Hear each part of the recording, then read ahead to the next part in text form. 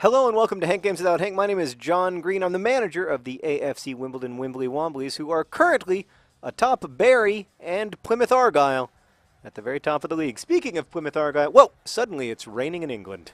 That's a stunner. Speaking of Plymouth Argyle, they are our opponents for the day. We've got John Green and John Green up front. We've got Fran Comstein out on the right side of midfield, and then over on the left side of midfield, playing left wing today. Bamba. We've got Seb Brown in the goal. And today we're going to do a Question Tuesday where I answer your questions asked of the AFC Wimbledon official Twitter page at twitter.com/ what is it, AFC Wimbly Wombly? AFC Wimbly Wombly. Is it with an S? No S. No S. No S. It's in the description. All right, ask me a question, Meredith.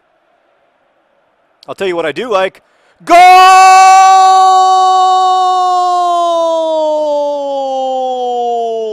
John Green's ball. Another John Green's. They're the best forwards that Swindon Town has ever seen. Ah!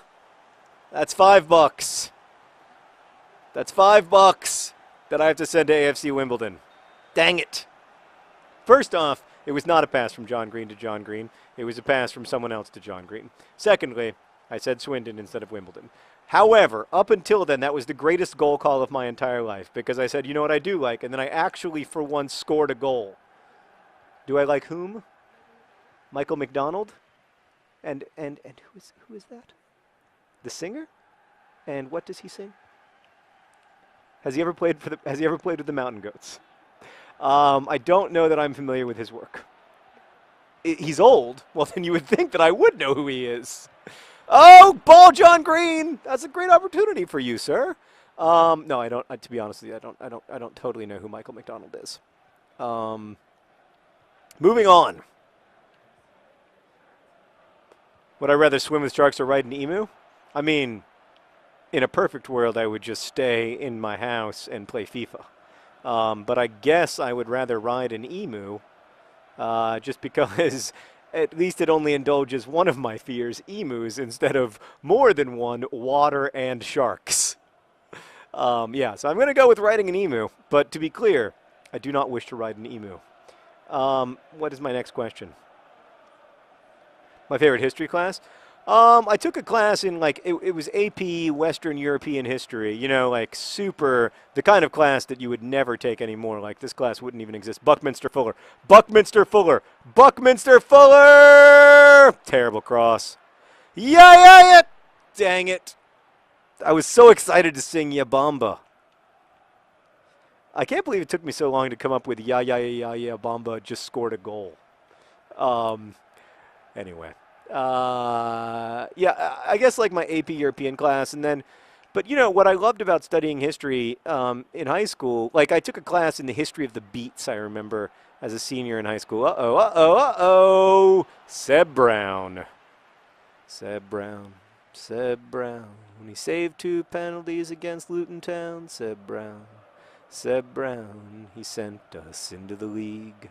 The only reason we're playing this game right now is because Seb Brown saved 2 penalties against Luton Town in 2011 in a penalty shootout to send AFC Wimbledon into the Football League, League 2, the 4th tier of English soccer. 4th tier, they call it League 2 because they're English. Yeah, I mean, I guess that was probably my favorite history class, History of the Beats, or my AP Euro class. But what I loved about studying history was more like just like the idea of getting to live inside of someone else's skin for a while and trying to like imagine what it would be like to be someone other than myself, which is also what I liked about literature and most of my other like liberal artsy classes. All right, what's my next question? Ender's Game? Yeah, I mean, I just read it. I didn't read it as a kid, so I think I probably would have liked it more as a kid. I didn't love it, to be honest with you. You know, I feel like this whole worldview that, like, speaking of history, the whole idea that, like, great individuals are the key to history, and that, like, we need great military men to lead us into the promised land, to save us from ourselves and the aliens who would destroy. I just don't buy it. Like, I just don't think that, like, I don't think history is really a story driven by individuals, and yeah, so like, it's one of those books where, you know, it depends on its ideas, right? I mean, Ender's Game is in many ways, I think, dependent on the ideas in Ender Game. Oh, Sweeney! Dang it. Could have been, but it wasn't. Sweeney Pod. Dang it. It's disappointing. There's not even, it wasn't even a corner kick. It's doubly disappointing. I was really hoping to score 2 goals by halftime so I could rest ball John Green, another John Green in the second half. Oh. Plus the ball is kind of hard to see. I don't want to criticize, but don't you think the ball's kind of hard to see? Yeah, so I didn't like Ender's Game because I didn't buy its ideas, and I think a book like that is so dependent on its ideas that you've really got to buy them. Oh, that's not a good finish, ball John Green. He had an opportunity. He had an opportunity to score a second goal, and he just disappointed me tremendously. I found him as disappointing as I find that guy's haircut. Kennedy's mohawk, his mohawk that goes, it's like incredibly wide mohawk. It's like 3/4 of his head, but anyway, could have done a little bit better, but that was a great finish from other John Green. Really a beauty. All right, what's the next question, Meredith? Which literary character would I want to be for a day? I mean, I guess I'd want to be Huck Finn. Probably. I love Huck Finn. I think he's amazing. Yeah, I'm gonna go with Huck Finn. I'm such a big. In general, I'm a huge fan of those books. Huck Finn, Tom Sawyer, all of Mark Twain's adventure books, but especially Huck Finn. But then maybe I'd want to be Gatsby. I don't know. Live a life dirty. You know what? No, I wouldn't. I'd want to be a woman. Maybe I'd want to be, Eloise. Meredith thinks she'd be Eloise. I think maybe I'd want to be like Sula and Toni Morrison's Sula. So I could have a life different from my own. Like, it'd be nice. I mean, if you're gonna only be someone else for a day, like you want to pick someone who's gonna for the rest of your life, is really gonna expand your worldview. You know, is gonna make you think differently about the world around you and stuff. So, maybe that's too hard of a question for a Question Tuesday. It's too good of a question. I don't know. Don't tell me that I tackled him out of bounds because thank you. There was no harm in that. It was just a couple of men who love each other, giving each other some hugs. Oh! Mr. Smith goes to Washington! He also has that terrible haircut. I mean, look at this. Can we see a replay of the goal, please, so I can just see his terrible haircut? I like that call. Mr. Smith goes to Washington. No? Is that just me? Maybe that's for the 75-year-old fans of the Wimbly Womblys. I know you guys are out there. I know you guys supporting your club. Yeah.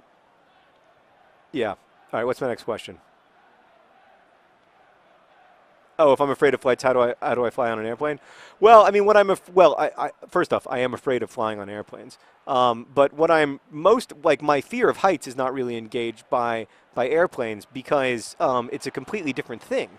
Like airplanes have a floor, so and a ceiling. It's mostly what really engages my fear of heights is when I feel like I might fall. Like it's a physical feeling of vertigo. So. I never feel that physical feeling of vertigo in an airplane because I feel like this is just the environment in which I find myself that happens to be sort of like in a stable place 30,000 feet in the air. Whereas if I go up to the top of the Vulcan statue in Birmingham, or I go Birmingham, Alabama, not Birmingham, England, or if I go to if I'm outside on a rocky cliff or something, or on the edge of a mountain or something, that's when I really freak out. So yeah, it's not much fun. I wish that this wasn't one of my things, but whatever. You can't control it. Or I mean, maybe you can, but I don't have the energy in dealing with all of my other fears to really get so proactive about my fear of heights. Oh, that's a great ball. It's a great ball to Mr. Smith, and he goes to Washington again. Oh, he's having the game of his life, and he does the robot. See that terrible haircut, Meredith? It looks like there's some kind of a raccoon, like a raccoon tail that goes across his entire head.